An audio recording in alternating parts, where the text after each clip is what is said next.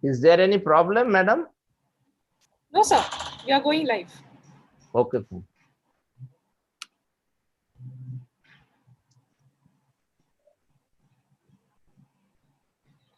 Ma'am, we are live.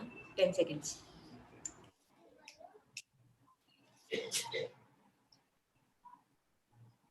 A very good evening to all of you. I, Suparna Deepak, the co-convener of this national webinar on etiquette in research and academic publishing, extend a warm welcome to all the participants on behalf of Internal Quality Assurance Cell, Pillai College of Arts, Commerce and Science. During this pandemic period, it is necessary that all the academicians like us continue our duties through online platforms. So as education is never-ending process, IQAC of PCACS is conducting a series of events to update the knowledge of the faculty and the students. Thus, on the brighter side, this pandemic has opened various effective ways to reach out to eminent people who can guide us by their immense knowledge and experience in various aspects to upgrade our higher education institutions. The role of research in academic institution is significant for its sustainability and development, and is imperative to have knowledge-driven growth based on innovation. So the quest for knowledge is the basic principle behind research.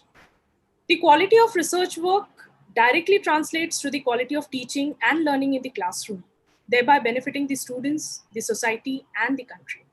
Our education system faces a number of constraints and challenges. Quality of research is one of them.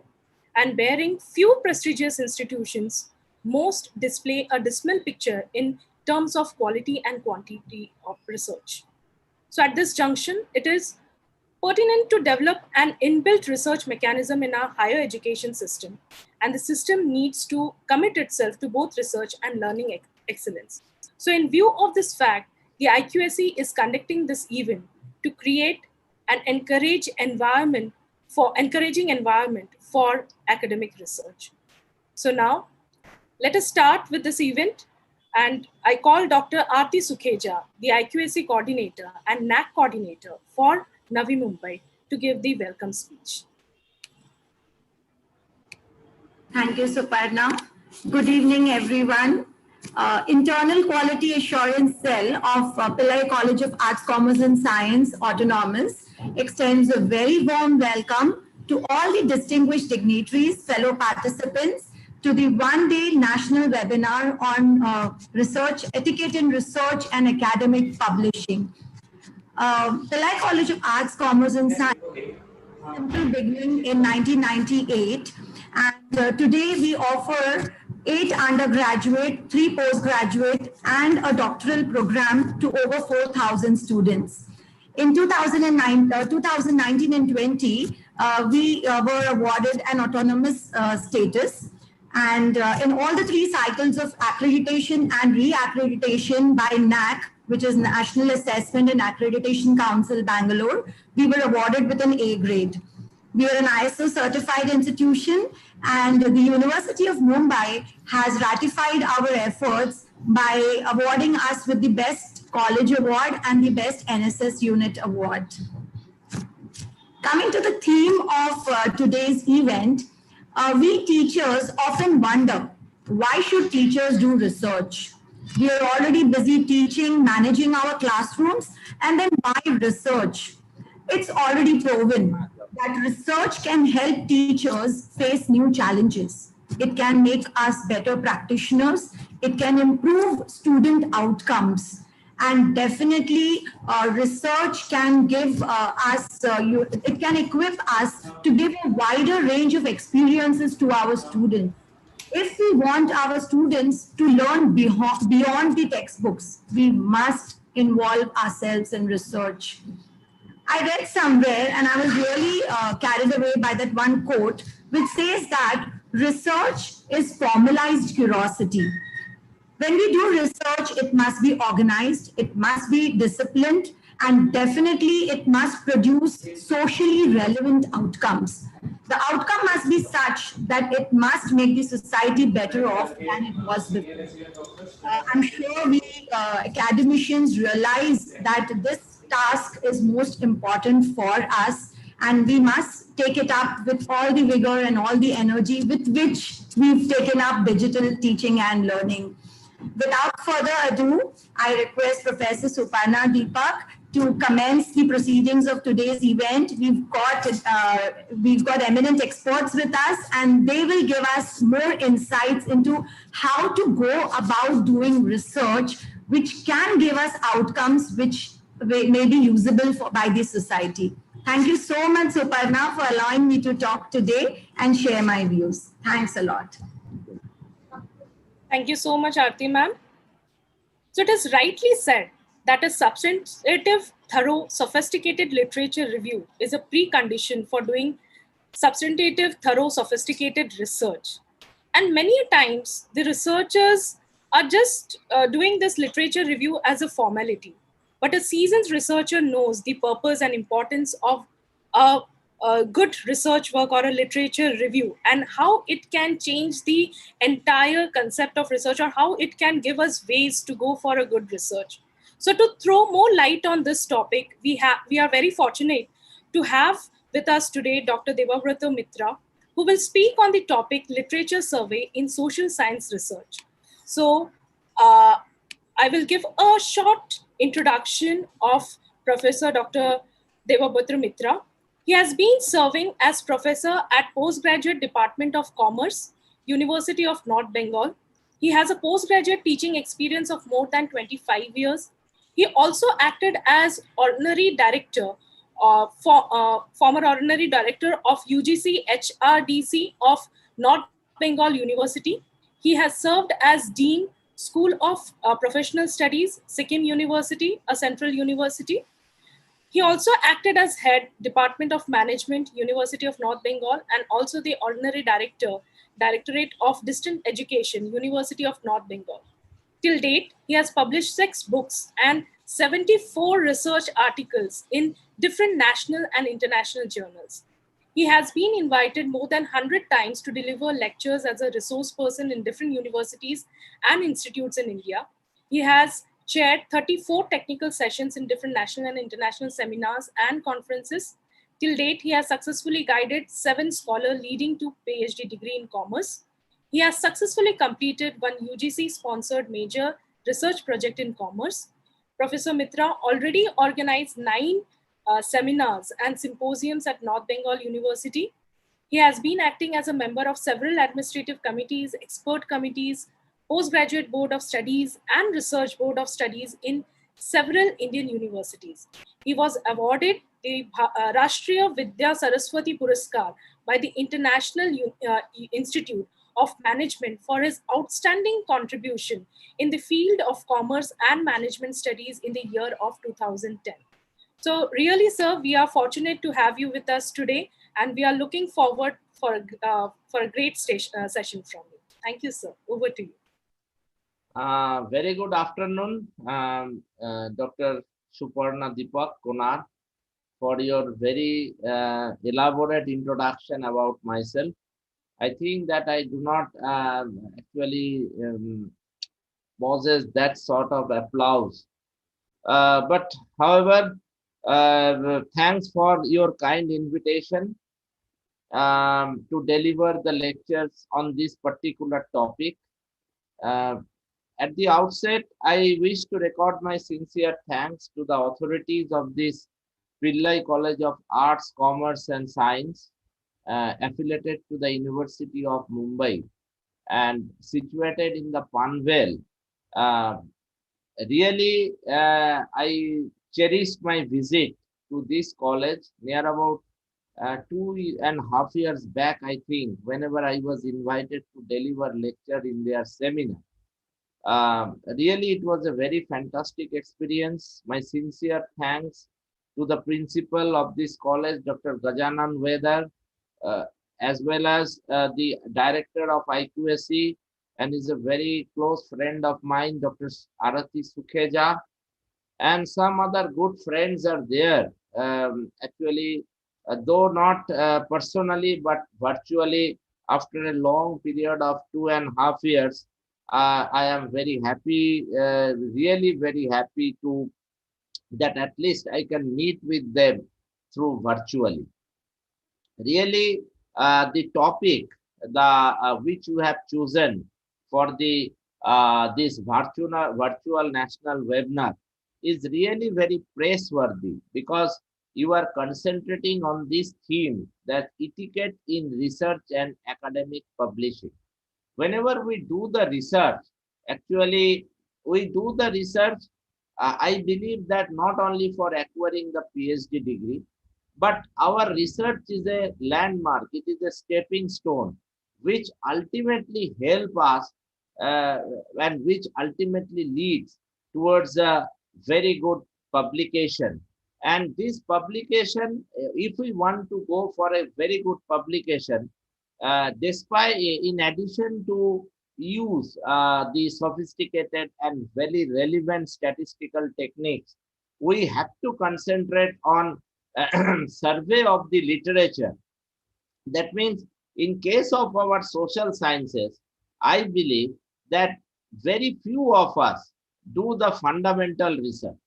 So naturally, we are mainly concentrating to find out the research gap. The research gap can only be properly found out if we go through the survey of literature on that particular aspect, on that particular subject.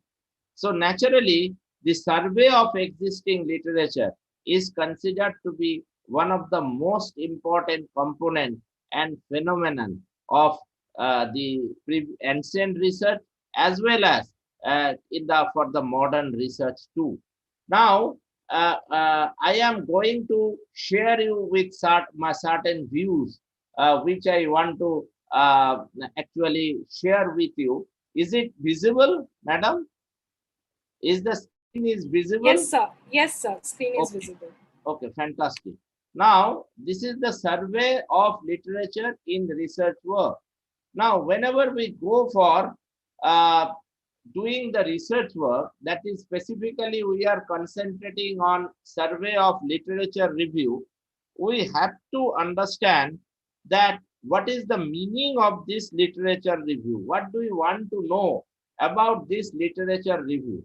Now, literature review is nothing but it is the survey of the scholarly sources, and which is available in the different books, journals, articles, and both the published and unpublished theses related to specific topic or research question.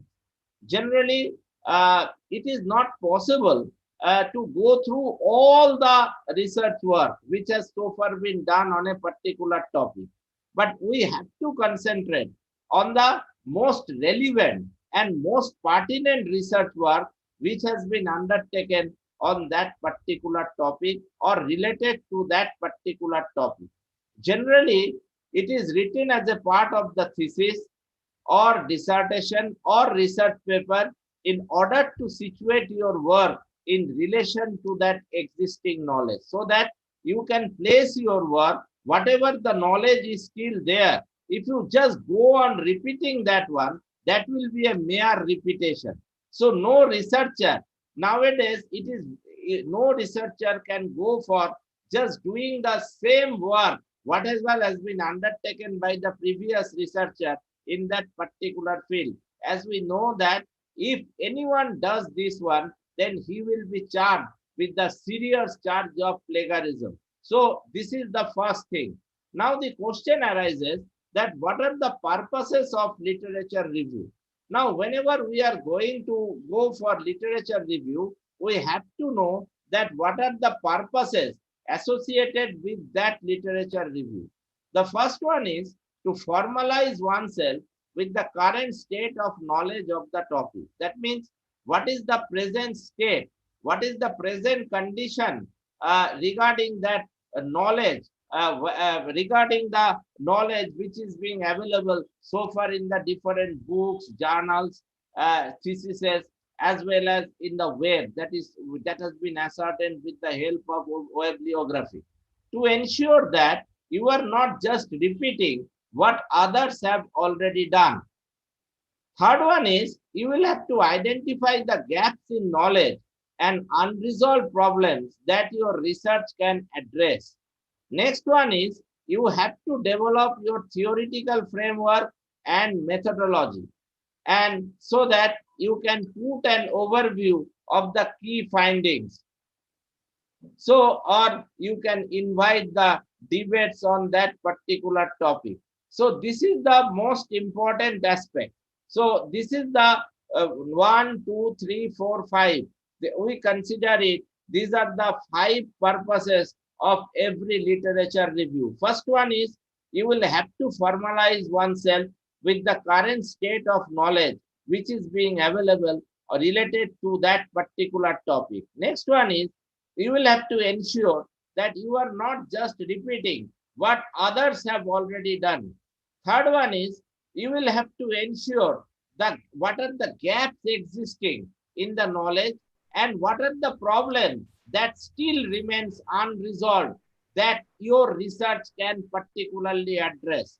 And fourth one is you will have to develop your theoretical framework and methodology. And last one is to provide an overview of the key findings of the debate that has already been there on that particular topic. So these are the very important aspects. Now, sorry to interrupt, sir. Sir, yeah. can you just put on the slideshow on? It's not slide is the slideshow. Slideshow is there, no? No, the slide is visible to us, but the slideshow is not on, like it is not enlarged. Okay, just a minute. Yeah. Just a minute.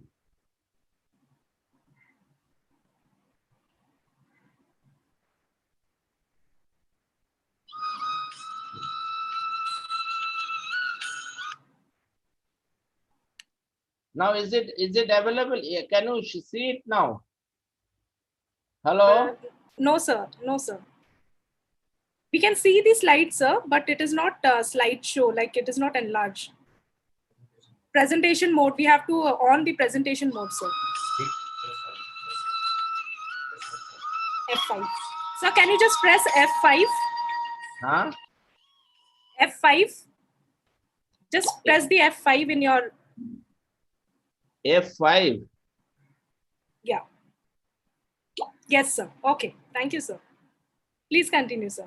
Sorry for interruption. Is it now visible? Yes, yes, sir.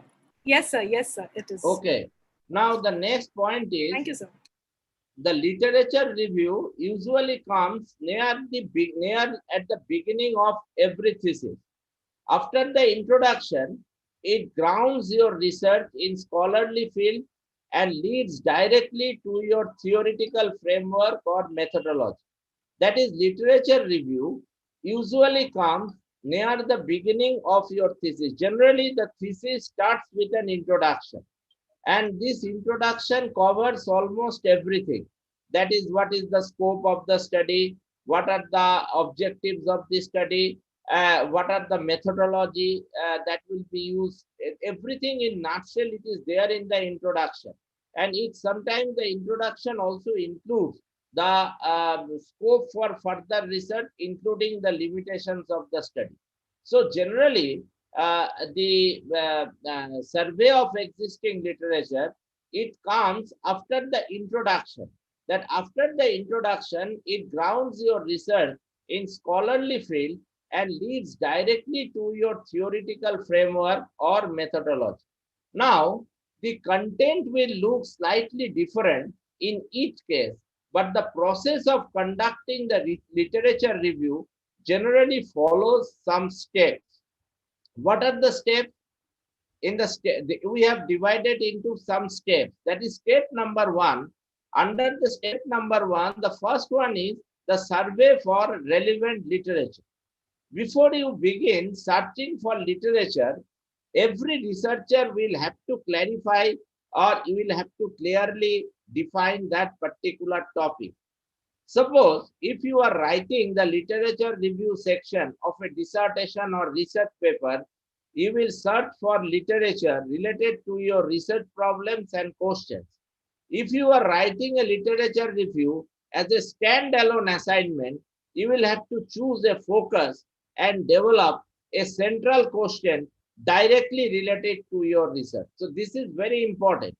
Before you begin searching for literature, you need to clearly define your topic.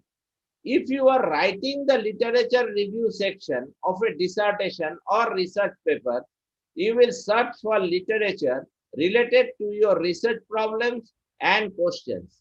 If you are writing literature review as a standalone assignment, that is simply you are doing the literature review just as a standalone assignment, then you will have to choose a focus and develop a central question which is directly related to your search. Now, next point is search for literature using keywords and citations. You should start by creating a list of keywords related to your research topic and question.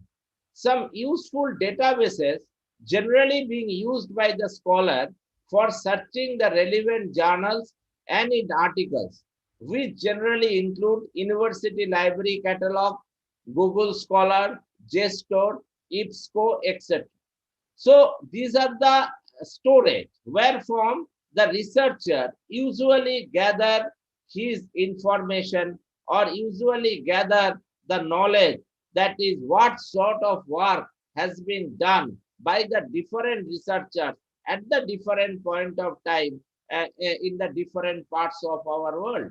So a research scholar will have to read the article to find out whether that article is relevant to your question or not. That whenever, suppose whenever we go for doing research on a particular topic, generally we go for searching article just to have a relevance, to have a relevance key, whatever the article, what is the finding of the articles and whether the articles are related to my research topic or not. This is the utmost inquisitiveness which a scholar generally keeps in his mind while going for searching the materials, searching the previous work. So naturally, what we can say as a research scholar will have to read the article, but all the articles may not be relevant to your research, to your research proposal, to your research work. So you will have to find out, a researcher will have to find out that which article is relevant to your research work and which article is not relevant to your research work. When you find a useful book or article, you can check the bibliography to find out other relevant sources. This is another most important methodology, most important tactics, which we had already used while we were doing research in our particular field. That anytime, if we get an article related to your topic, just go on searching the bibliography or reference of that article. You will surely get so many future references, so many further references, where from as a chain, you will go on searching the materials, and that will be really helpful for identifying the research gap and to equip yourself that to with the research work that has already been done in related to that particular field. To identify the most important publications related to your topic, you should take note of recurring citations. You can find out how many times an article has been cited on Google Scholar. Generally, nowadays, whenever we did the research, near about 15, 20 years back, I think, then there was no, these sort of things were there. There was no Google Scholar, there was no Google Dada. So we had to go totally depend on the manually searching the articles, manually searching the materials, so that in the different libraries, including the national libraries, American Express libraries. But nowadays, it has become easier on the part of the scholar that they can put the article on the Google Scholar and can measure that the citation index of that article. If the citation index of the article becomes very high, then naturally that must be included. That article should be included in your literature review. Next step is evaluation and selection of sources. Evaluate and select sources. This is another important aspect, that is evaluate and select sources. A researcher,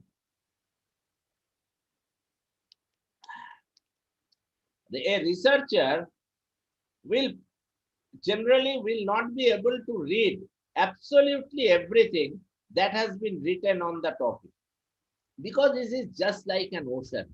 If you go on searching every article related to your research topic, I can tell you very confidently that you will not be able to finish your research work. You must be selective, because it is simply like that, just like an ocean. If you go to an ocean, if I go to an ocean, if I go to a sea, on the shore of the sea, and just I think that I will be able to go on keeping the water, snatching the water from the sea, and one day the sea will come to a dry, it will never be possible. It is simply like that. You cannot be able to read all the articles which have already been published on your topic, except a certain few new topics where the number of research work might be very less, and you may be able to find out, you may be able to go through all the whatever the articles that have been published so far. But there are, I can give you certain, in case of our social sciences, there are certain topics where lakhs of research work has been done. I can say that if you go on doing the research work on job satisfaction, I can tell you that I think in every sector, in whether it is pharmaceutical, it is in FMCG, if it in other sectors, almost every time a job satisfaction of bank employees, job satisfaction of insurance, financial institutions. So lot of work has been done on job satisfaction. But you cannot say, you cannot stop a researcher from doing or from undertaking a work on job satisfaction in future. So again, they may undertake job satisfaction of employees to a certain another sector. So naturally, or even in the same sector located in the different parts, if I just, can you get, I am just giving you an example that I have seen there are about 6-7 theses in the different parts of our country. You can also check it from the Shodh Ganga portal, that job satisfaction of state bank employees. The work has been done in regard with respect to the employees working in West Bengal. I have seen the work done in state bank employees working in Punjab, working in Maharashtra, with specific to the Vidarbha region. So 5-6 theses I have already seen. So we can say that these are the what we can say, well taken up topics. So if we again go on doing the work on job satisfaction of certain sector of people, you will not be able to just study all the research work that has so far been undertaken by the researchers in the, even at least in the different parts of our country in India. World ka baat to chhodi dijiye. So naturally, forget about the world scenario. So you will have to evaluate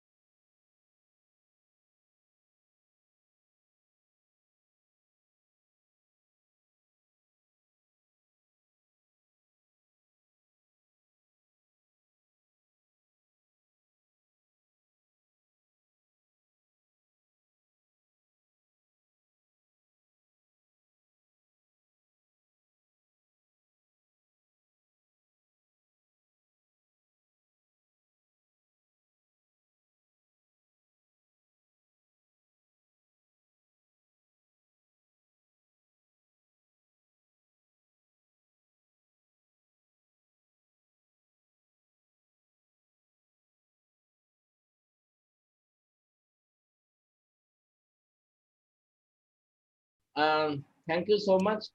Um, so what we can say that the step 3, that whatever the steps will take, generally will certainly help you to work out the structure of your literature review and show how your own research will contribute to the existing knowledge. Whenever we are doing research, it is expected that we will be able to contribute something new, new idea, new thinking, new conception to the existing knowledge. So try to make it sure, or try to be sure that you will be able to contribute something to your existing knowledge. Now, in the step 4, it is mainly concerned with outlining your literature review structure. Then how to outline your literature review, the structure of literature review. There are various approaches we generally find to organize the body of a literature review. You should have a rough idea of your strategy before you start writing. Depending on the length of your literature review, you can combine several strategies. For example, your overall structure might be thematic, but we can discuss each theme separately and chronologically. What is chronological? The simplest approach is to stress the development of the topic over time. That is what is the chronology. This is the approach which generally being used by the researcher of social sciences. That is how these things have developed over the period of time. What is the trend? How it has got changed with the passing of time, with the passing of years. So naturally, however, if you choose this strategy, you must be careful to avoid simply listening and summarizing the sources in order. Try to analyze patterns, turning points, and key debates that have shaped the direction of the field. Give your interpretation of how and why certain development occurred over a period of time. Next point is thematic. If you have found some recurring central themes, you can organize your literature review into subsections that address different aspects of your topic. For example, if you are reviewing literature about inequalities in the migrant health outcomes, the key themes might include healthcare policy, language barriers, cultural attitude, legal status, and economic aspects. Next point is methodological, that is related to the methodology. If you draw your sources from different disciplines of fields that use a variety of research methods, you may want to compare the results and conclusions that emerge from the different approaches. For example, look at what results have emerged in qualitative versus quantitative research. Discuss how the topic has been approached by the empirical versus theoretical scholarship. Divide the literature into sociological, historical, and cultural sources. So this is the methodological point of view. Last one is the theoretical. A literature review is often the foundation for a theoretical framework of every research, of any research, whatever we can say. We can use it to discuss the various theories, such as models and definitions of key concepts. You might argue for the relevance of a specific theoretical approach of combined theoretical concepts to create a framework for your particular research. Now, in the step 5, generally like any other academic text, your literature review should have an introduction, a main body, as well as a conclusion. What you include in each depends on the objective of your literature review. What is there in the introduction? The introduction should clearly establish the focus and purposes of your literature review. If you are writing the literature review as a part of your dissertation or thesis, reiterate your central problem or research questions and give a brief summary of your scholarly context. You should emphasize the timeliness of the topic or highlight a gap in the literature. Next point is body. Depending on the length of your literature review, you may want to divide the body into subsections. You can use the subheading for each theme and the time period of the methodological approach. As you write, you can follow these steps. First one is summarizing and synthesizing. It gives an overview of the main points of each source and combines them into a coherent whole. Analyzing and interpreting. Please do not just paraphrase other researchers. Add your own interpretations wherever possible, discussing the significance of findings in relation to the literature as a whole. Critically evaluation. It mentions the strengths and weakness of your source and write in well-structured photographs. It uses transactions and topic sentences in well-designed paragraphs. Next point is focus on the structure, then content, and then you concentrate on the style. If you are feeling overwhelmed by your literature review, then you should take a rest, take a deep breath. You need not have to cover everything, as I have pointed in my earlier deliberation. You just need to demonstrate your understanding of what has been published on your topic. Your challenge is to convey all the information to your reader in an interesting way, synthesizing all of your readings into a well-argued literature review can be daunting if you have perfectionist tendencies. Next point is your sentence, your structure must be, you should not try or you must not expect that you will be able to write in a very structured fashion on the first instance. Generally, this never happens practically. Even the best writers struggle to communicate their ideas and rely heavily on the revision process to polish their work.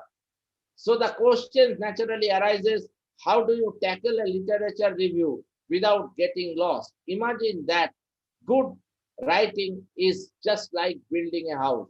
At the first, you will have to concentrate on the foundation, and you can proceed if the foundation is done in a proper way. You should write your paper in the same way. So whenever you are writing your paper, writing your research paper, you have to follow the same tactics or same procedure. So start with the structure and add content and perfect your form and style at the end. Try to make an outline for your review at the very beginning. It should include general contours of your ideas and research. Then you should focus on content.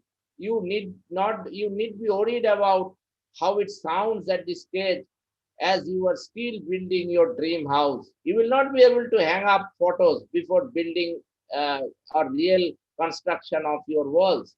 So if a statement is clumsy, please do not get stuck. Just keep on go on writing because you can revise it at the latter stage also. Generally, we expect that, or we generally find that good students come for research work.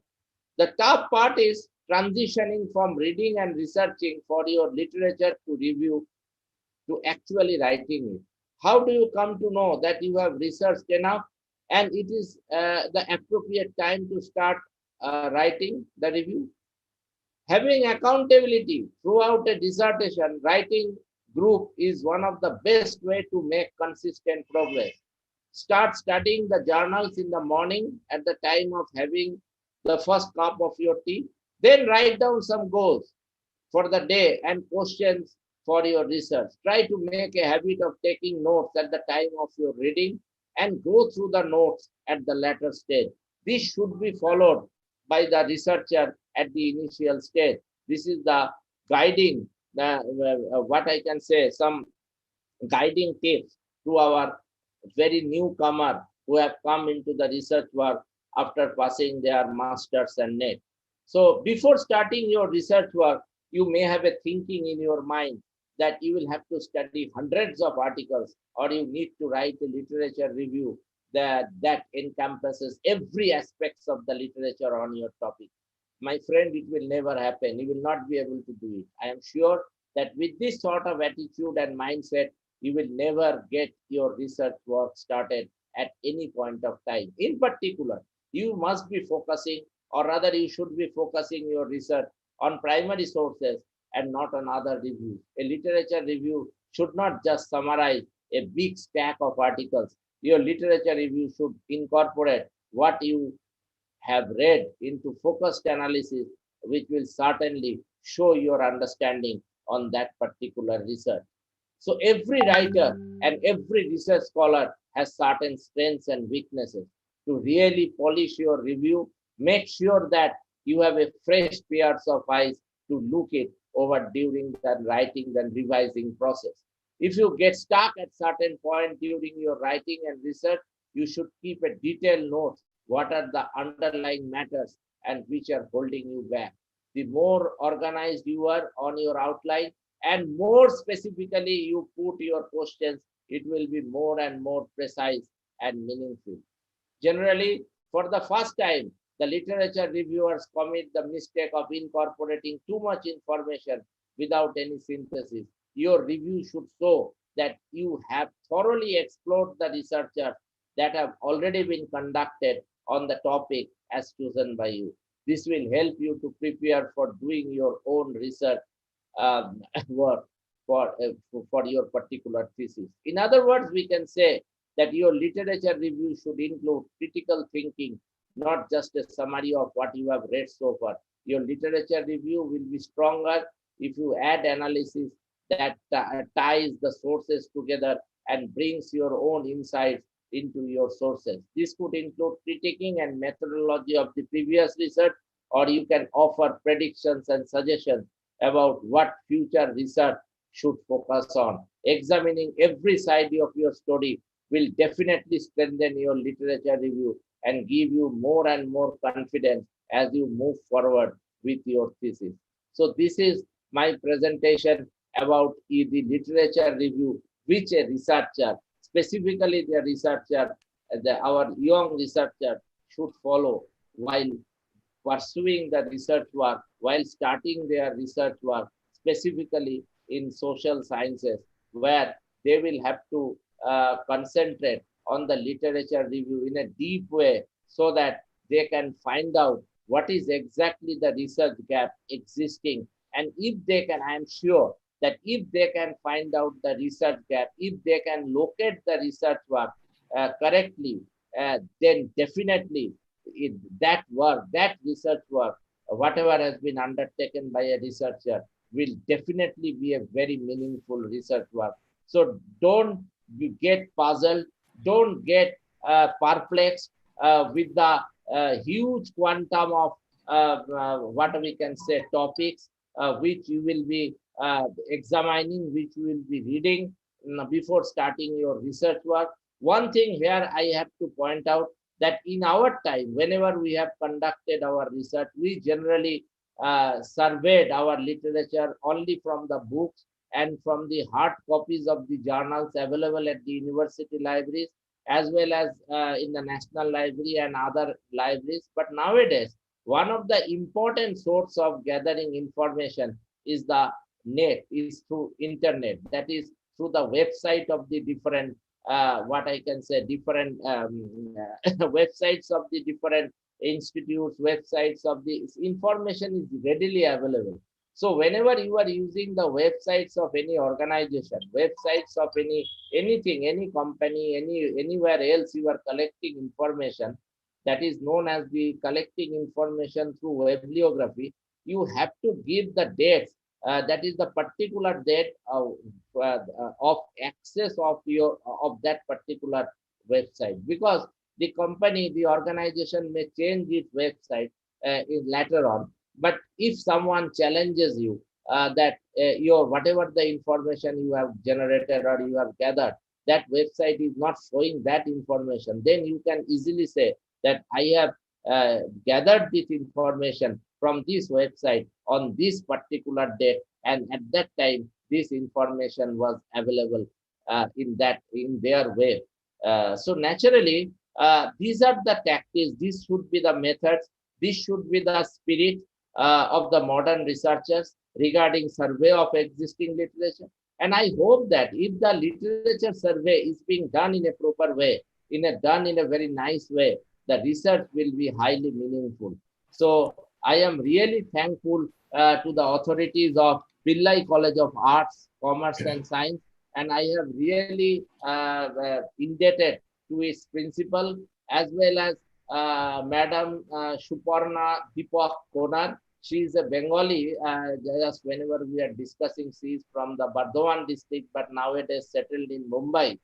And a lot of Bengali people, they got settled in Mumbai in the different colleges I met, because I went to Mumbai 5, 6 times earlier. So naturally, best wishes to them, and sincere thanks to Arati Sukheja ma'am. Really, I met with her whenever 2.5 years back, I went to visit this college as a resource person in a national seminar organized by them. And really, I am enchanted. I am really extremely privileged that you have chosen me one of the resource person in this August national webinar.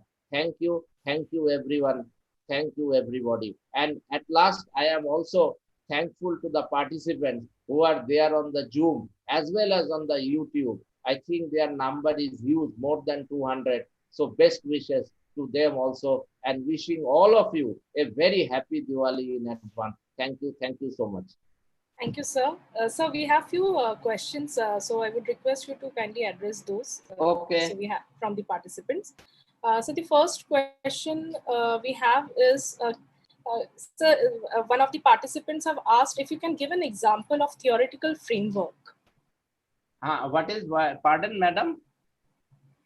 Can you give an example of a theoretical framework? Theoretical framework means whenever we do research in case of social sciences, generally the research work is backed by certain theories. It is being backed by certain models we generally follow. So following that theories, following that models, we generally want to establish a new thing. Sometimes we go for what we can say, we go for establishing a new models in our research work. So whenever the theories, whenever the models we initially adopted for our research work, that is the theoretical framework, that is the framework within which the research work is supposed to be done. That is the one of the, and every researcher will have to determine in case of our commerce and social sciences, that what is the theoretical perspective of that particular research. That is very important. So then how can we convert the literature review content into empirical data for research analysis? Actually, empirical data generation, whenever we are studying the different theses, we are studying the different articles. So they generally, you will find that in case of empirical researches, a methodology is generally being followed. That is, suppose you are going to make a sample. Now, what sort of sampling is to be done?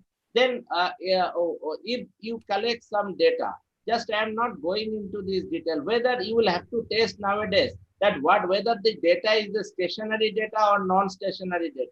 If the data is stationary, then you can adopt certain tests without any hesitation. But if it is a non-stationary data, then you will have to give, definitely you will have to take certain precautions. So naturally, whenever we are gathering data, that means whenever we are empirically, we are collecting certain things, it generally helps the earlier studies. What are the techniques? What are the methodologies? What are the statistical tools they have used for their research work? I am not exactly saying that you will have to use the same tactics, same things in your research, but it may help you to determine what would be your appropriate methodology that should be adopted for your research. In this way, next question. Yeah. Yes. So the next question is, how important is to use quantitative techniques or qualitative techniques for research? What? Pardon, madam? How important is to use quantitative techniques or qualitative techniques depending upon our research? Actually, it is to be decided by the researcher. You know that presently, whatever we have been seeing, that mostly there is in case of our economics, commerce, sociology, barring the literature as well as other aspects, legal researches, excluding those researches, most of the research works are actually, we are concentrating on quantitative approach. That means We are collecting, generating data. You are analyzing data. We are interpreting it, and we are coming into a conclusion. And we are also giving certain suggestions and recommendations, and also we are expressing that what might be the scope for further research, including our limitations. So it doesn't mean that all the research must be quantitative. Even I have seen certain good qualitative research also. Suppose the research on ethics, corporate governance ethics. So many things are there. Suppose nowadays, if you go on some qualitative aspects which cannot be quantified is qualitative. But it doesn't mean that always you will have to go for quantitative research. What sort of techniques you should appropriately adopt? It depends upon your topic, and it depends upon that what would be the fruitful conclusion, whether it can be done through quantitative analysis or it can be done with the help of qualitative analysis. It should be left upon to the researcher and his or her supervisor. This is my opinion. So the next question is it necessary that literature review should be linked with some objectives and hypotheses? Definitely. Literature review, whenever we are doing certain literature review, then naturally as I have told you, that literature review helps you to find out the research gap, and this research gap will ultimately help you to determine the appropriate topic. And whenever you are determining the appropriate topic, then what you can say that yes, this appropriate topic is how to test that one. What we are doing in case of research questions and hypothesis, we are taking certain assumptions that this is this. One is null hypothesis, another one is alternative hypothesis. So literature review definitely helps us to form the research question as well as hypothesis. And this formulation of hypothesis will ultimately lead us to determine what should be the appropriate statistical tool that should be used by the researcher to come to a conclusion. So this literature review has got tremendous correlationship with the choosing of research questions as well as formulation of research hypothesis. Yes. So the last question. Yeah. The last question. So what is your views on the research process in this digital age? Oh, this is a very pertinent question. Actually, again, you please repeat, ma'am. You please repeat it. So what are your views on the research process in this digital age? Actually, in this digital age, as I have told you, the research has become a bit easier, as well as it has become to some extent harder also. Harder in the sense, I think that all researchers will follow the definitely the what I can say, the spirit of what I can say, the spirit of truthfulness, spirit of what I can say, they will not copy it from others. So if this is the spirit, then it is fine. Because previously, 20 years back, we never heard of this word plagiarism. So digital word has put the researcher, because as per the UGC norms, you know that, madam, very well, that all the research work done by awarded by the different universities are supposed to be uploaded in the Sroth Ganga of UGC, where from everyone can access any research work, any part of this work.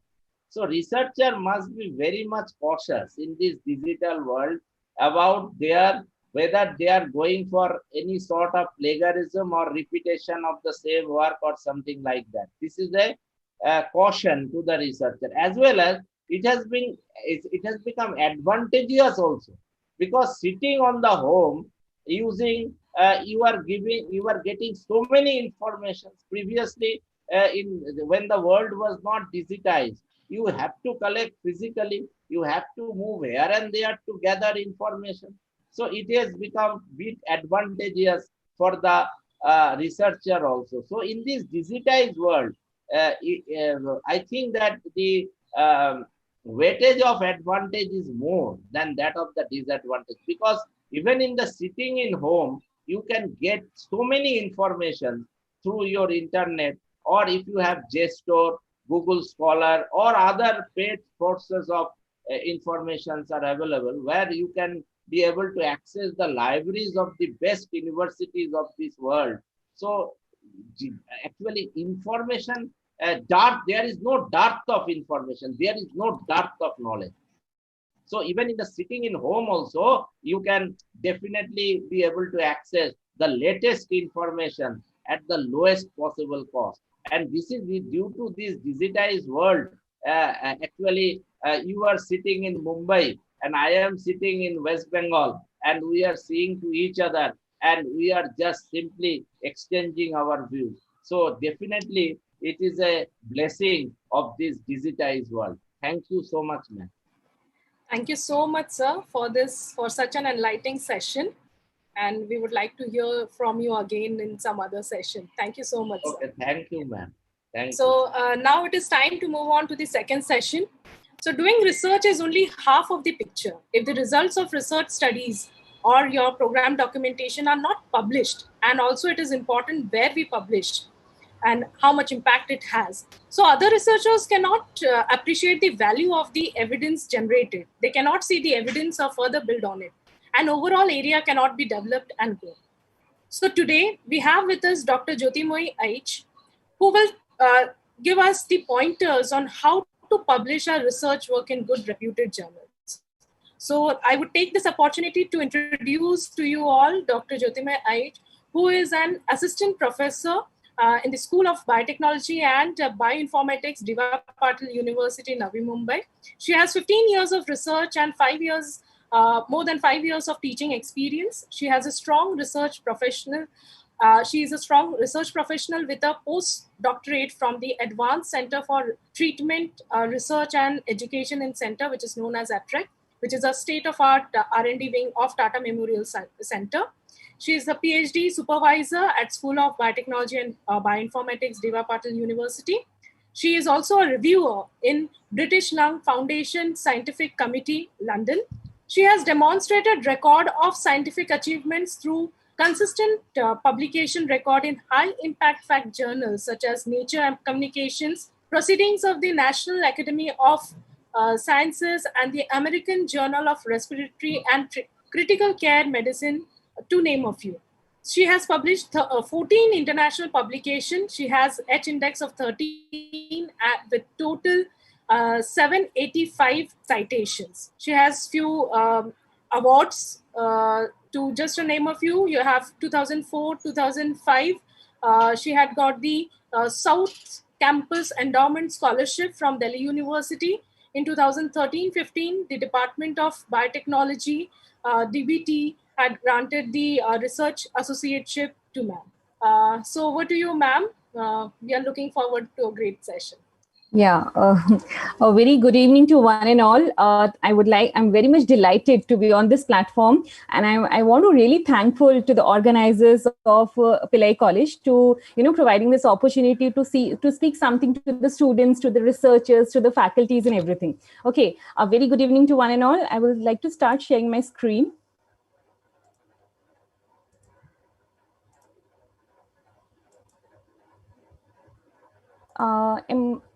Am I audible and my screen is visible, Suparna? Yes, ma'am. Yes, ma'am. Yeah, perfect.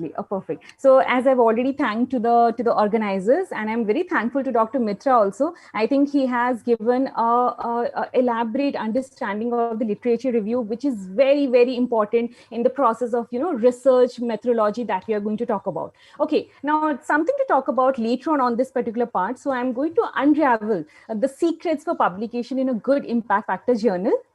This is a little introduction I think already Suparna has given to me. I had done my PhD from IGIB Delhi. I did my postdoc from Etiquette, and I'm working as an assistant professor where I'm working on the research topic of drug repurposing in oncology. That is my research domain. Now, So something to talk about the research methodology. Okay, now I know that all of you must be very well aware. I think the students who are upcoming in this particular field, the audience must be comprising of the PhD or the faculties or the Dr. Mitra and all. Okay, now just to giving you a brief overview. So we, there's a method called as a scientific method. How we go about it. We make some observations, definitely not by looking at this picture, but again, it's kind of a brief overview. We think of a question, definitely we research the topic. That is where the literature review comes into a most important part, right? We make a hypothesis, and out of that, and following by that, we plan a lot of experiments. Okay, now I know that our audience could be biology or the arts and the commerce. We have got different background students again, but the process of the research methodology seems to be so similar among each other. Although the results are going to be different, the biological question or the concept that somebody is going to think, that would be a little different, but again the entire process remains the same. Okay, now once we have done the experiments, once we have planned the experiments, we're going to do some interesting experiments. We're going to record the data, we're going to analyze the data, and thereby we're going to make a conclusion. And next what it comes is that we are supposed to go for a publication, because if you're not going to tell the research community, the scientific community, what we have done, then it is not going to make that sense. Okay, so I'm going to shed some light on that particular part. Let's understand all these aspects.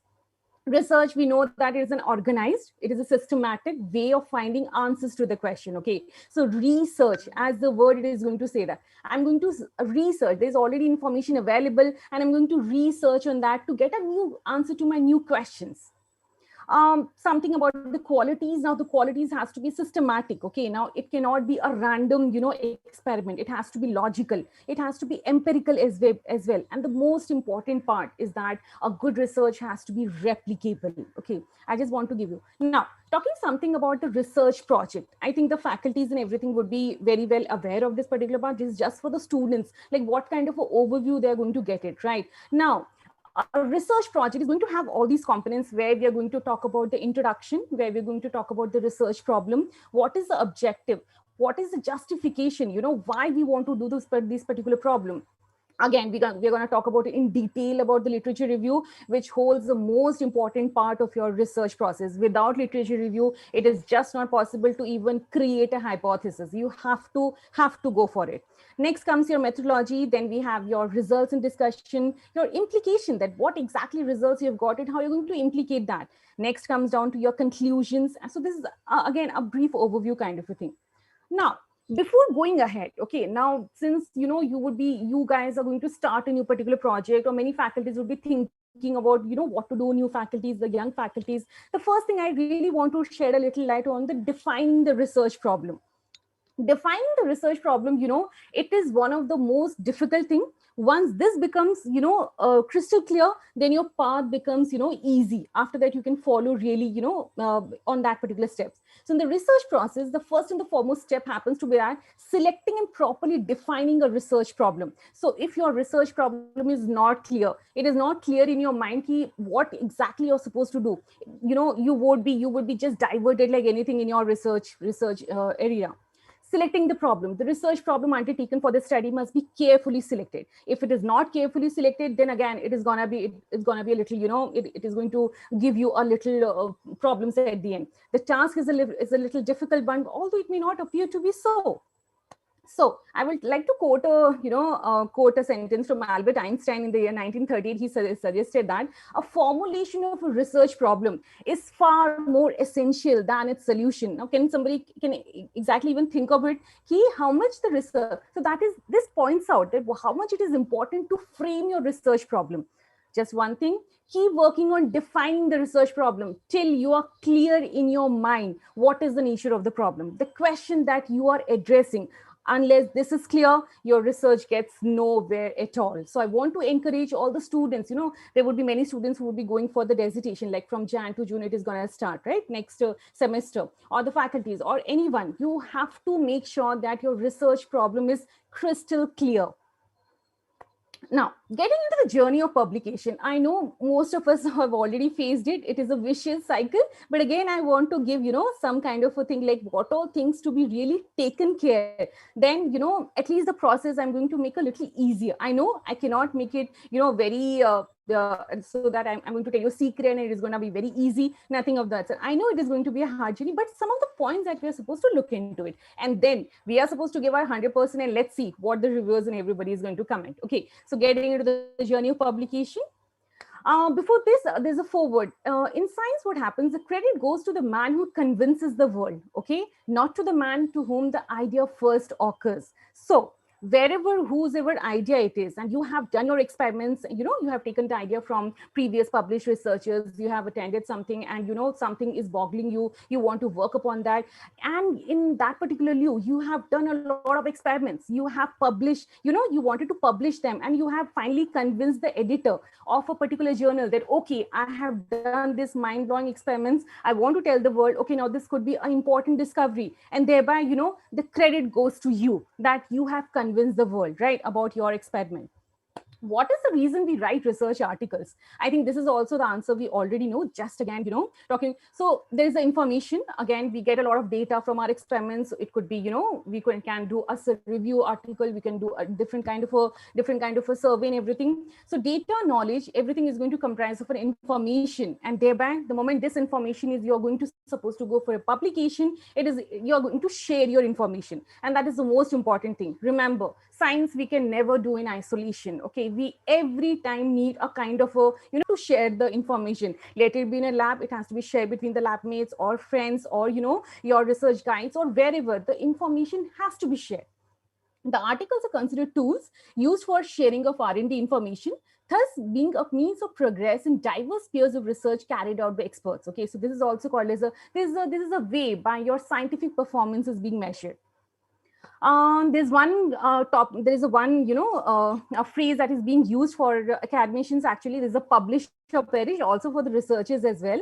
Now, publish or perish is a common phrase. It describes as the pressure actually in academia to really focus upon and continually publish academic work to sustain or furthers one career. So it is basically the entire publishing. Either you publish or either you perish. Now we have to, if we are in the scientific world, if we are in the scientific community, we have to publish. We have to get our results known to the people so that we are active in that scientific community. Okay, so it is basically your inspiration that is going to be involved in this, and later on the rewards that you're going to get is that your publication. So from an idea to a publication, so for example, if somebody has got an idea, how can we convert that into a publication? Okay, now research paper, it starts with an intuition. Okay, it starts with a gut feeling that something original is worth investigating, right? And believe me guys, if you have thought of this particular part, you have done a thorough literature search and everything, you are very confident कि ऐसा और कोई काम नहीं हुआ है. Now you would be the best person. You are the best person to judge about your work, to talk about your work, or to go for a publication, because nobody else knows that kind of a knowledge, right? So be very confident whenever you're supposed to go for any kind of a publication, or drafting a paper for a publication.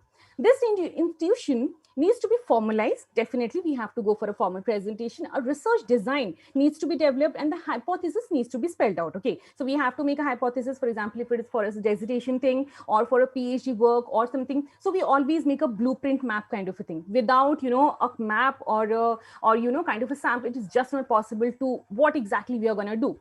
Then we are going to do a literature review, collect the data, do the analysis, and we are going to add whatever knowledge is already being there. It is going to be a new knowledge. Assemble all the data before writing the paper rather than during the process. Just start writing the data as if you were describing them to your colleagues. That is the first step.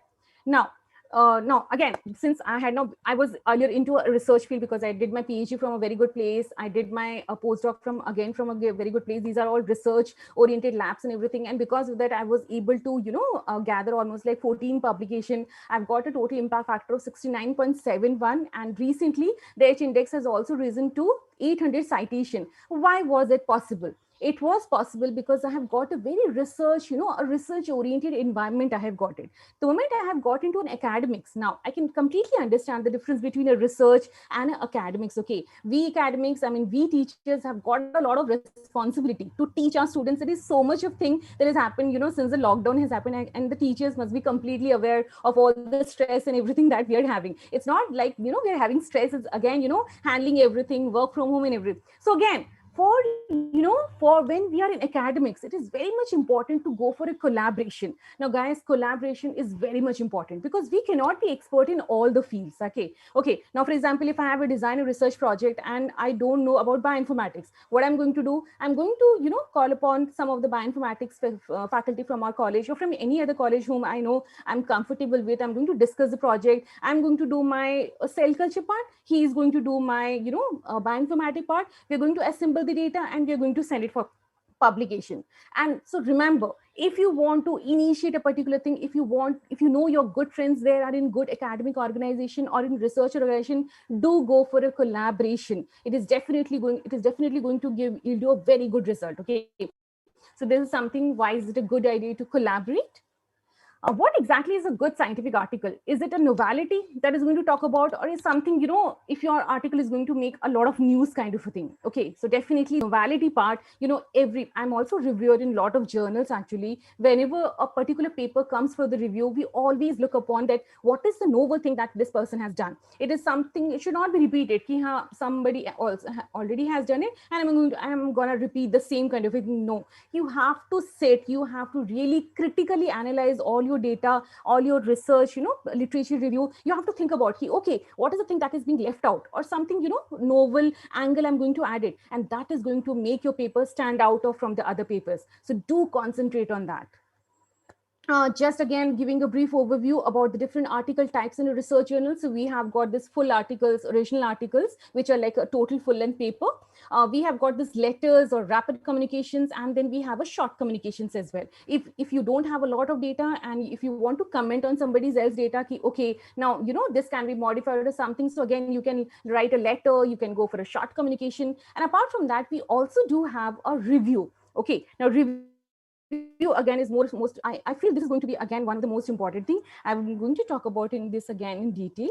Structure of a research article, I think again people must be knowing about it. Just a quick, you know, snapshot of this. So we have got a title. I'm going to talk about the title again in a clear manner.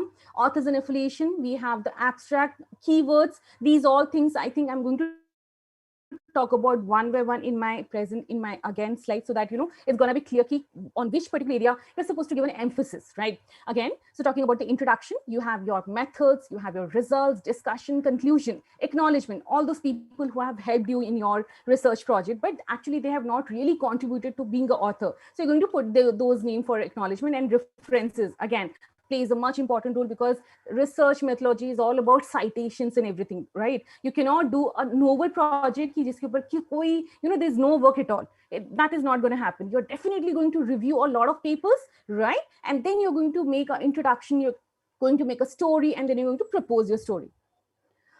This is again original papers. So I'm just talking about the brief about the original papers. So original papers, they are detailed studies reporting the original research. There is a satisfactory level of novelty, and there's a critical discussion of the related work as well. Structure of the original papers, you have the title, you have the abstract, and you have the keywords. So title, make these components as easy as you can. Abstract, they must be informative, this must be attractive and effective. I'm also going to talk about individually about these particular part, right? Introduction, again, these are all the terms, these are all the things that are going to be there, so that we can, you know, when somebody is going to write original paper, at least we can go through all these points and everything. Most important thing, that it has to be reproducible. The materials and methods, guys, whatever, you know, for example, you know, the students who are working with me, I always tell them, for example, if it is a dissertation student or the PG students who are working under. So basically, I used to tell them that whatever changes you make in your protocol, please make a rough notebook of that and try to write all your, you know, whatever you have done. Because at the end, whenever you're going to write your materials and methods, it has to be the same thing, whatever you have done. Now, it should not be like that. You have published a paper and, you know, somebody else is not able to replicate your data. That creates a lot of confusion, and that gets a bad name as well. So make sure that whatever, you know, whatever materials, instruments, whatever you guys have used, you're supposed to put the details about that particular thing only. Coming on to the conclusion, so it needs to have a brief and a comprehensive conclusion. Acknowledgement, again, I just said to you that acknowledgement, the funding information, you know, for instance, and if there is any supplementary material. a little bit about the review or the survey papers. So if we are not able to, there are some times like there is a time key, we are going to do our work after some time, okay, but I really want to publish something. So basically what we can do is that if there is an area where a lot of information is not there, okay, review articles are not there, what you can do is that you can take this information and you can resynthesis the data, right, according to the question that you are going to ask. So review article, I think, is a fantastic way of somebody's, writing, to show the writing skills, actually, how you're going to take almost 100 papers, you're going to resynthesis the data, you're going to write in your own language. So if your experiments are not there with you, if your, your results are going to take some time, or your students are going to join after some time, or for the dissertation students, or for some senior students, who really want to have an impact, you can get hold of these review articles. Review articles are not that easy, but again, all the information are there. You have to be very smart enough, like which all points to be taken and which all points to be written, right? So that you have to do. Review article gives an overview of an existing literature. These identify the specific problem or the issues and analyze information from the available published, right? So these information are already published. You're not going to add your own data. They're also considered as a secondary literature, right? So that also could be a part of, if, your data and everything is going to take some time, you can have some, you can devote some time to the review of literature as well. Again, structure, we have got the title, abstract, and the keywords. Now, remember, we're not going to have any results in discussion. It is would be, again, how you have, the discussion part is very much important, that how you have discussed all your results. You have taken this information from this paper, that information from that particular paper, but how you have summarized the data that the editors or the reviewers are going to think. Okay, so again, you have a conclusion, acknowledgement, rest of the thing are going to same. So if, when you write the first paper, it is always going to be difficult, right? First, we used to get a lot of experience, but that experience, it is going to be helpful for your other papers. So definitely I would want the teacher, not the teachers, but the students and everyone who are, about to start, or, they have completed their 6 months with your supervisor, you should target a particular paper, according to whatever you have done your data. Okay, now coming on to the next is the procedure that we generally follow. Okay, so we set a clear research objective. That has to be very clear, as I just discussed. Now you have to browse some authentic journals. I'm also going to show you the list of the journals which are authentic, because we have to take into consideration the authentic journals, because this time the academic integrity, is, sometimes it is really flattering and everything. So we have to take that into consideration. Choose the best fit journal. Now this again depends upon like what kind of a journals you guys are going to choose. Okay, now sometimes I can be super ambitious. Okay, now I can see that I also really want to publish in a Nature or a PNS or a Cell kind of a thing. But what happens is that I have to be honest with my data. I have to understand that what kind of a data I have, because these the topmost papers, they identify, they ask for a discovery, that have you discovered something, have you got something very, very novel. So I really need to understand what kind of a data or what kind of essay wala similar data in which journals they are published.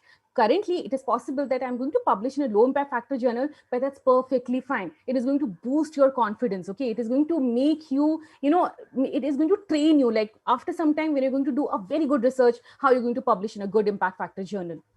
You're going to design the experiments. You're going to follow the IMRAD protocol. I have not given the full form. It is basically I stands for introduction, M stands for your materials and method, R stands for your results, anything results, and after that there is a discussion, results and discussion format. Read the author guidelines of your target journal. So whatever journals you guys are targeting, you have to read the direction, the guidelines properly, and then you're going to organize your manuscript. So let me just put some point on this particular part. Now, anytime, wherever, write my PhD experience or my during postdoctoral thing, what I have learned from my supervisor or from my seniors, the first thing that they will say to me, that you prepare your figures. If you feel that you want to communicate a particular data, first make the figures and the tables, because trust me guys, figures and the tables are something of your manuscript that is really going to attract a lot of attention. Right now, for example, if a particular student, like let's talk an example of a MTT assay, it's a biological experiment. Okay, I think some of the faculties must be knowing about it. Okay, now one of the student or you yourself has done your MTT experiment, like it takes 3 days, Monday to Wednesday, you have got your result. Now what you're supposed to do is that on Thursday, Friday and Saturday, try to analyze your data and try to put it in the PowerPoint as a presentable figure. I know that the experiment has to be done 3 times. Okay, so let me have a 3 times ka data and everything. So make sure that whatever experiments you do, after you give your deadline to yourself, like after 7 days, I'm going to organize my data. After 10 days, I'm going to organize my data and I will start writing about the data. See, writing about the paper, it is not going to start like just I'm going to start within 10. It's not a crash course. It is a slow process and you need to start as soon as possible. And as soon you have thought that, okay, now this idea has to get published, something of that sort. Okay, write the methods part, write up the results part. I just said, write about discussion. Now the first draft, when anybody is going to write, especially the students, it is definitely going to be very different from the format which is going to be get published. But you need to at least start writing, so that you will get in a habit key how to read the papers, how to formulate in a different sentences and write about that. Phrase a clear conclusion. What are you going to conclude from that particular experiment? Put down a compelling introduction. Now, this is a very much important, guys. Introduction is like almost like the first 15 minutes of a movie. Right now, when the editor is going to take your paper and is going to read about introduction has to be very, very, sparkling kind of a thing, so that you're going to mention about, you're going to introduce your problem, and at the end, you're going to tell that how you have addressed that problem, right? Otherwise, after 15-20 minutes, just say, after the movie, we decide that whether we are going to forward it or whether we are going to have a suspense, or we are going to see the entire movie. The same thing is going to happen with your abstract and with your introduction. So make sure that you're going to, pay a lot of attention. I'm also going to show you some of the examples. Pen down at the abstract at the end. Abstract, again, it is kind of a trailer. For example, before going for a full movie, we see the trailer. So this is again going to be the same thing for the abstract before going for your research publication. Compose a concise, we're going to talk about that. So let me talk about, that.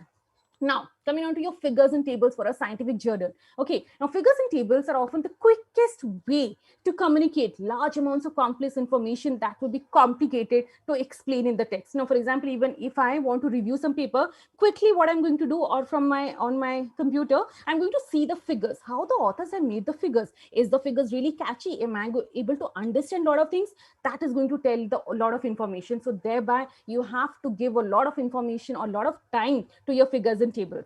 Guys, I'm going to show you some of the examples which are not to be followed. Like, for example, these are the thing. Okay, now a scientific figure, according to the editor and everything, it has to be very, very simple. But what has happened now, this I have taken from a reference which has been, we are not criticizing that it's a bad data, but this is the way the figures should not be represented. Now, these scientists were supposed to show us a lot of metabolites, but instead they showed us it's kind of a London subway map, or it seems to me like a very complicated map. It should not be. It has to be significant. The figure has to be clear. The figure has to be like self-explanatory, that as if the figure is speaking, okay, this is the change I'm showing to you, so that the readers would be able to catch that particular information. Okay, one more example. I'm just have taken some of the figures and tables which are not supposed to, because these are not clear, guys. Now, can you see the first figure? It is almost the same. People are not able to understand what is the difference between the first axis or the second axis. This was being published, long time back, and again, editor have referred back to them that please don't publish these kind of data. So that is the reason I've taken, just to show you guys. Again, can you see this kind of a heartbeat kind of a data? Now, this is again, one of the very clumsy data where things are not clear. Now, this can be modified. Okay, now this I can separate the data. I can play with the x-axis and y-axis so that my values are going to be separate, and I'm going to show you a very clear picture. Right? So in a way, these all the figures are something which are not supposed to be there. You're supposed to show a very crystal clear figure.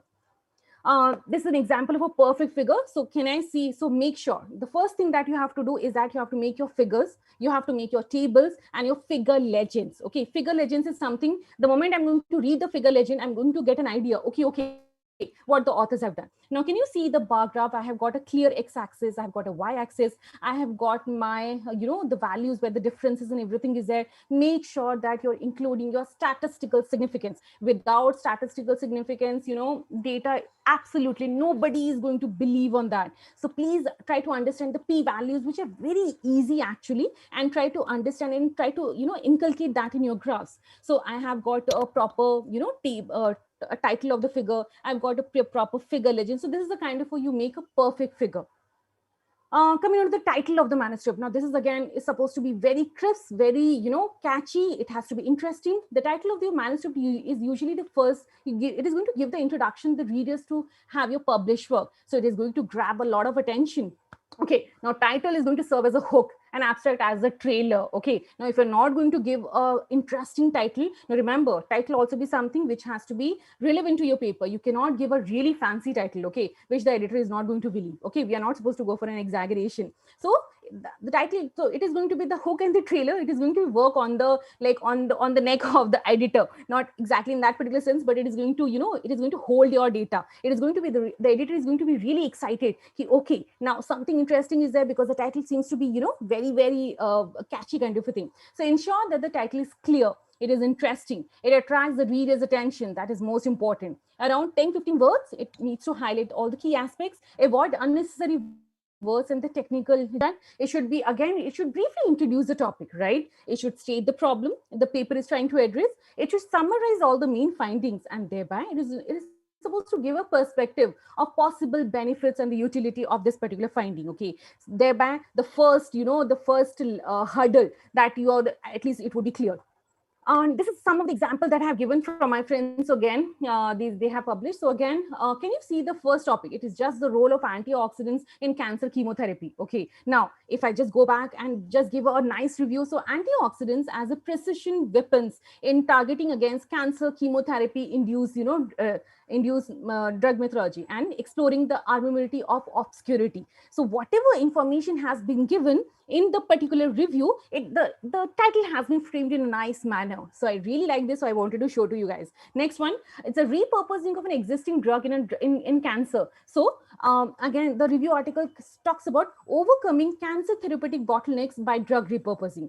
Can you see the title is really attracting the attention? It is not simply. Now the next one, development of nanoparticles from milk for therapy and diagnostic, or I can say that it is a milk derived multi-fluorescent graphene quantum dot-based cancer therapeutics, which is again going to play an important role. So make sure your title is supposed to, it is, it is really something different, not as a usual one.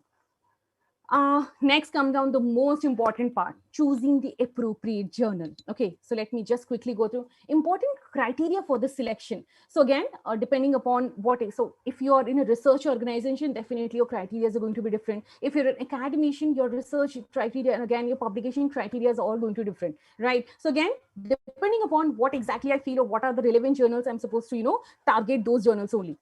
So based on the disciplinary, or then based on the accessibility, based on indexing. So there is a scopus, we're going to talk about that, based on the review speed, depending upon if you want to really fast track your publication, there are some journal for that, but they take a little, a larger publication charges and everything. Or if you have so much of a time, you can give to a good journal. It is again going to take some time, but again, at least, that process of the review process and everything, it could initiate. It cannot assure definitely, it is going to be published, but at least you can go for a try.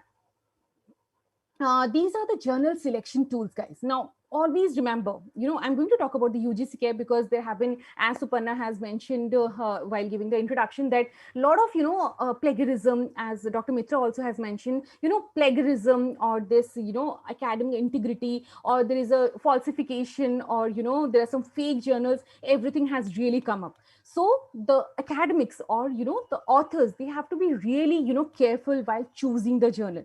You need to make sure that it is a Scopus index, or it is an Elsevier, or you have a UGC care list. That is the reason something is going to come up that I'm going to show. So these are basically the journal selection tools. You can, you have the Elsevier journal, Springer, UGC care list that has been recently added, I guess, in the year 2008, because a lot of issues and everything has come up. So check the validity of the candidate journal. For example, you have identified one journal. You can go to all these websites like the Web of Science or the Master Journal. There is a very good called as a Scopus, which has a lot of information. Again, I'm going to come back to that. Apart from that, there is a UGC care list. Okay, let me just go to that.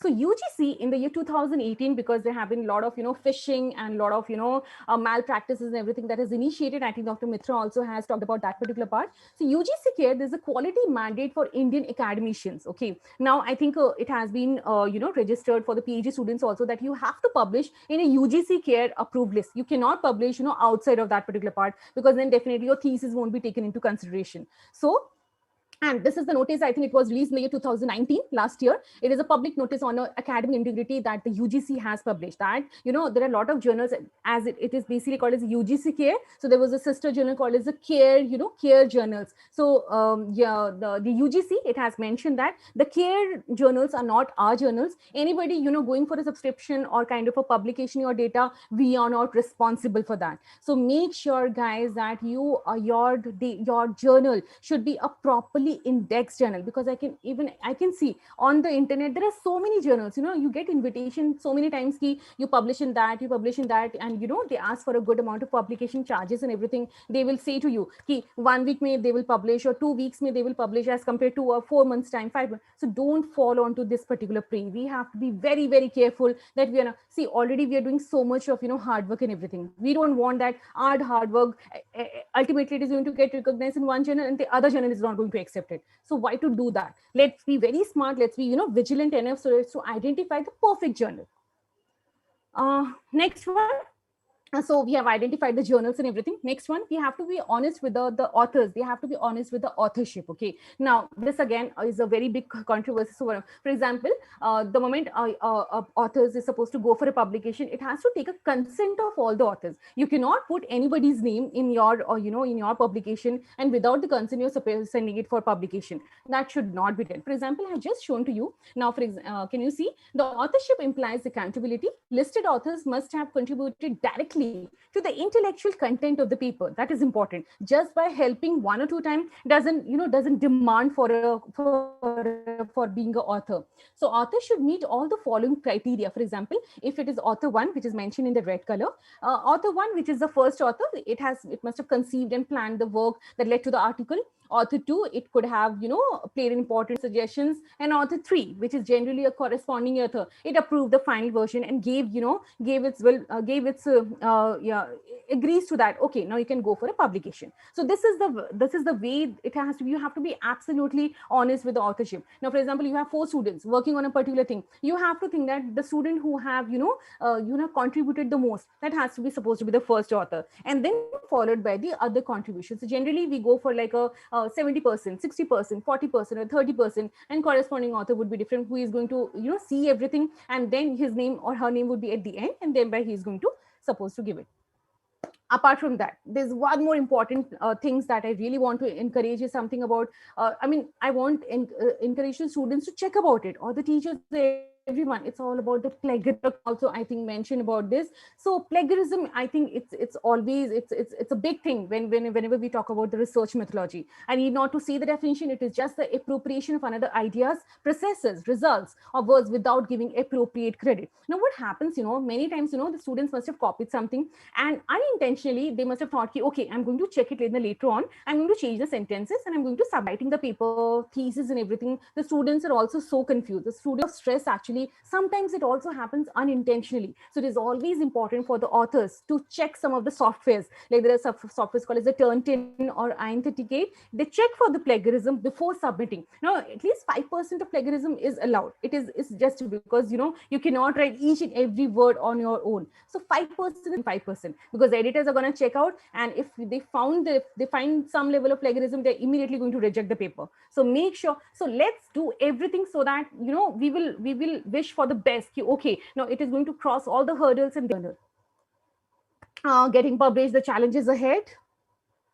Submitting your manuscript. So first important thing is that now you have done everything. You have done your results, your research, your experiments, you've compiled them, you've made beautiful figures, you've checked for the plagiarism, you've chosen your journal and everything. Next thing is that you are supposed to write a good cover letter. Now this is very much important. Okay, now one more important thing while writing a cover letter, because many times we target the international journals, right? And there is a time difference kind of a thing. Okay, what we used to follow is that the moment you write a good cover letter, make sure that and you're writing to an editor-in-chief, which is supposed to be a super busy person, right? He must be getting a lot of application, a lot of mails from a lot of people. What you're supposed to do is that try to send your mail so that, it should be the next morning.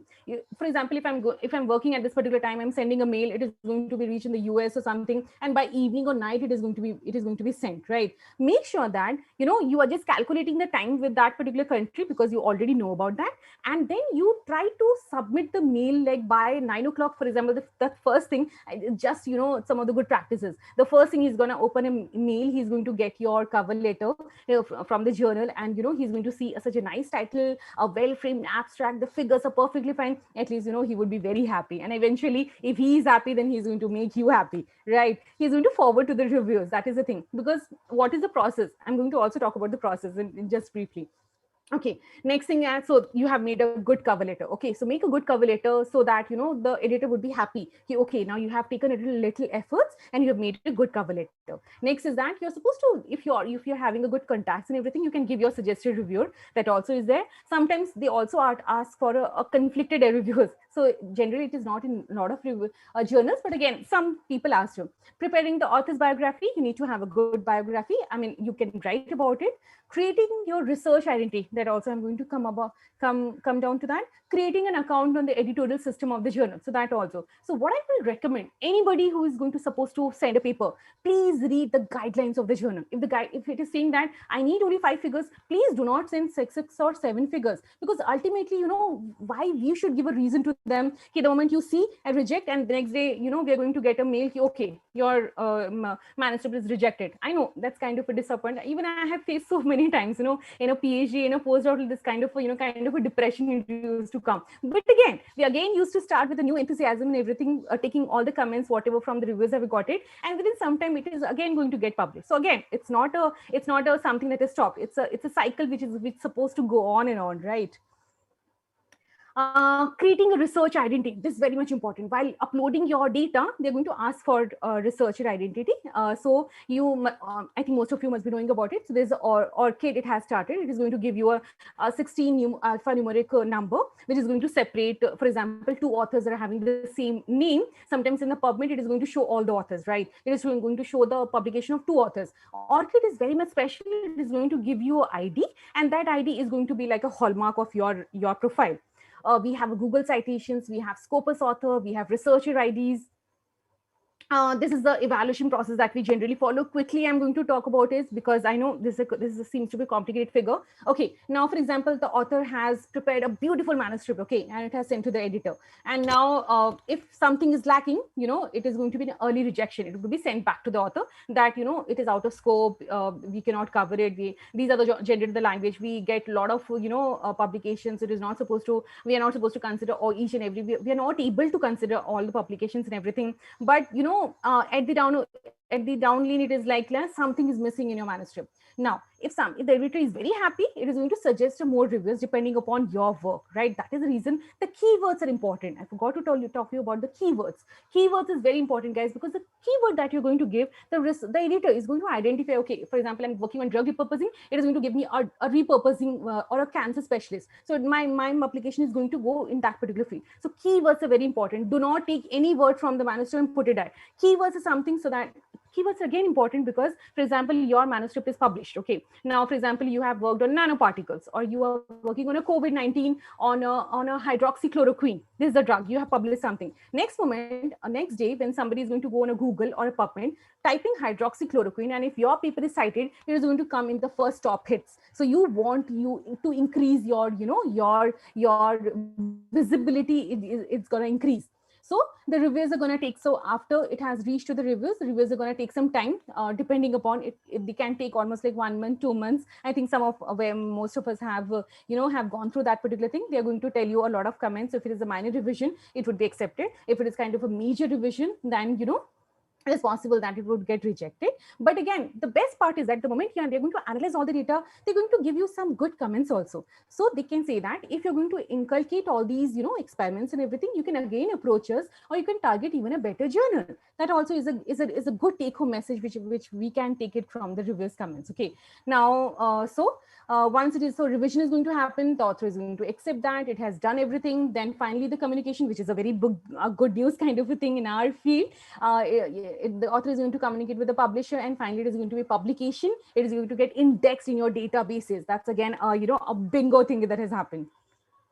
Dealing with the reverse criminal, this I have just told you about, so let's not go about that. Impact factor, the process, again, take into consideration a little bit about the impact factor. So let's quickly talk about this. The process whereby the impact or the quality of an article is assessed by counting the number of times it has been, other authors have mentioned in your work. That talks about the impact factor. Now, how does, when we talk about journals and everything, we always look into consideration, what is the impact factor? Okay, now impact factors are very much important because it is going to show you a scientific competitiveness. The more, why the Nature has got a big, number, or the PNS, or, they have got like 55, 60, Nature reviews had got, I guess, 55 as an impact factor. Because a lot of papers are being published and it is maintaining that high quality. If it is not going to maintain that high quality, then everyone is going to publish. Thereby, all the different journals are going to have different impact factor. Okay, now talking a little bit about the H index. H index stands for H of his or her, and papers that have been cited at least H times. Now, this is for example. Now, H index is basically now talking about, for example, I have got an H index of 13. Now, that talks about for example, 13 of my publication has been cited 13 times. Okay, so that is talking about the H index. We also have a I-10 index. We have a G index. Now, once you publish a good number of papers, this database already would automatically get updated and everything. Analyzing your impact factors. So again, you have Web of Science, you have Scopus, you have Google Scholar. So these are all the databases where your citation, you can analyze all your citations and everything. Right, so Web of Science, it has got almost like 10,000 journals. Scopus has got like 15,000 journals, over 4,000 international publishers. Google Scholar, it provides citation counts for journals found within the Google Scholar. Okay, increasing your impact. Now, for example, you have published a paper, right? Now, how can you can increase your impact factor? So what you're supposed to do is that you need to share your work with your social networks. I know we all are socially active, your Twitter, your LinkedIn, your Facebook, your, Orchid and everything, you need to update. Now, what happens with this? For example, all your friends and everybody, they're going to see your paper. Now, all your professional friends, if they have seen some paper, it might be possible that seeing your paper, it might, click an idea into their mind and they might refer your paper. So once you're going to increase your visibility, your chances of citations are going to increase, and thereby your H index, your I-10 index, everything is going to increase. Okay, so that is the reason, we share our papers. Next one is that you need to update your professional profile. This is very much important, guys. You have to have a very professional LinkedIn. If you're not having, especially for the students, you need to make today only, because that is the place we're going to get communicate. You get connected with a lot of people. You need to have a Google Scholar profile. You need to have a register for unique Orchid author identifier that I think I've already said to you. So coming to the end, well, academic success depends on the research and publications. Ethics and integrity should never be compromised. That is the one of the foremost thing that everybody has to really follow. Publish and perish if someone breaks ethical rules. Okay, so falsification of data, results, plagiarism, including incorrect citations, unauthorized use of figures. You're not supposed to simultaneously submit journals into journal to editors of the two journals. That again can lead to it would be it can get a bad name. Submission of manuscripts without informing. So I said to you that the consent is important. Financial support, whatever financial has been given to you, it should be awarded. It should be referred in a proper manner. Failure to disclose any potential conflict of interest. Sometimes it is there. Submission of previously published work. If your work has already been published, you take some part of that thinking that ye to mera hi data hai. But no, it doesn't happen to that. If some journal is going to get published, it becomes the intellectual property of that journal. You cannot take your own data and publish it again. This is a big no, in a research methodology. Incorrect data on authorship, co-authorship of individuals, or a denied co-authorship, that also has to be taken care. So there are so many things has to be taken care. But if we are going to follow all the rules ethically, our integrity would be maintained. So authors may be requested to submit the original data also. Moral standards establish a reputation of reliable and an honest researcher. That's important. Be prepared to give advice to those who seek advice from you, except to review papers. And some many times, you people also must be getting some invitation of reviewing a paper. You should take that, because even whenever I take a paper, I review that. Sometimes even I feel okay, even I have submitted my paper. So I just analyze the data, and according to that, I work upon. Be optimistic and friendly with the colleagues.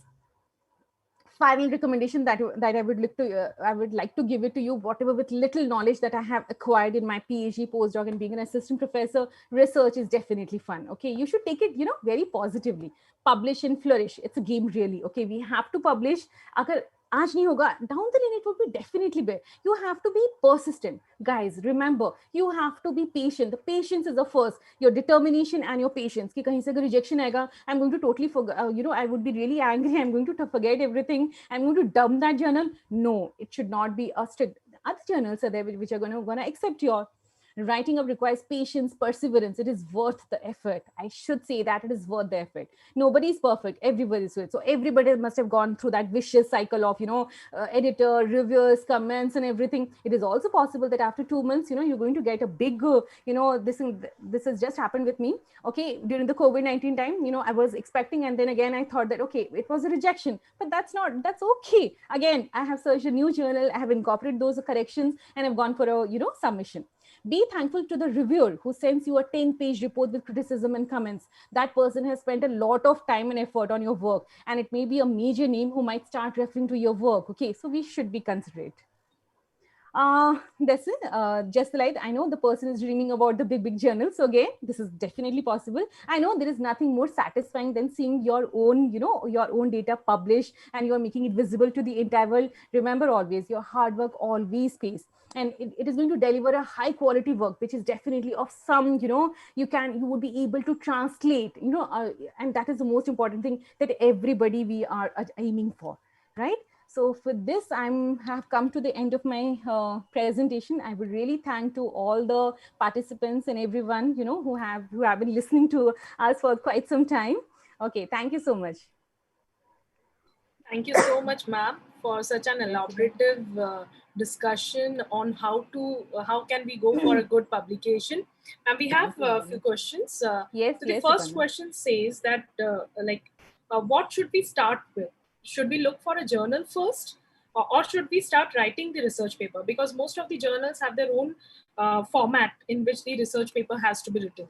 Okay. Now, what I would recommend in this case, for the time being, don't think about your the journal. What you do is that you complete your research paper, because we know a particular format of a research paper. I need to have an abstract, introduction. I need to have materials and methods, results, and discussion. What I'm supposed to do, let me complete that particular part and then start looking at the journal. Because journals, what they're going to say, okay, now this could be 2 figures, the references should be a little less, or the introduction has to be this, some kind of a beautification kind of thing. This definitely you can do it later on. But I would first encourage to write your manuscript as elaborate as possible, because writing elaborate and then cutting short is easy. Writing first a very short form and then elaborating becomes a little difficult. So that I follow for me and for my students actually. Thank you, ma'am. And the last question is, how do we know if the journal is predatory or spurious journal? Yeah, I didn't get your question, Suparna. Yes. How do we know that if the journal that we are sending up manuscript to is a predatory journal or a spurious journal? How can we come to know about it? Okay, what you have to do is that you have to read a lot of papers, like what kind of a papers, that particular journal is publishing. Again, any journal you are targeting, you have to see that currently what are the different areas that these guys are targeting. And according to that, it would be able to, for you to, decide like which all journal should be, you should go for it.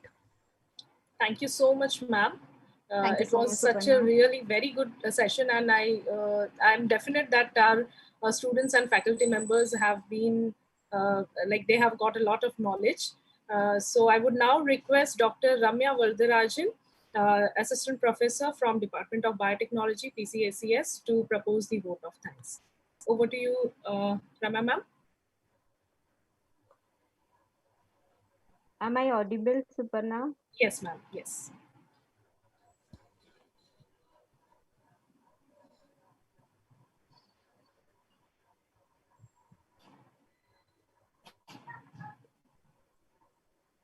Can you see me? No, ma'am.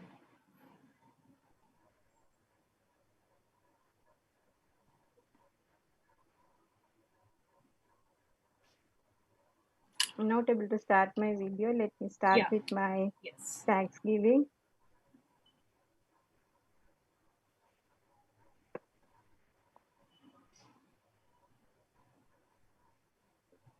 A very good evening to all of you.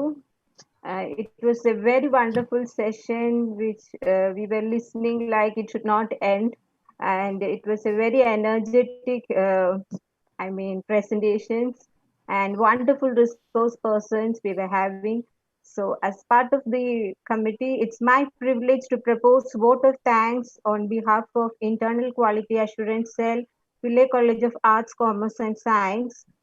I take this opportunity to thank those who have directly and indirectly contributed to the program. We are immensely thankful to our resource persons, Dr. Debabita Mitra and Dr. Jyotirmai, who have really enlightened with their knowledge. They were very enthusiastic in their presentation, and we were rightly listening to them in a very keen manner. I'm sure our audience must have got answers to many of their queries and have got motivated to do good research so that they can get their research published in a proper manner.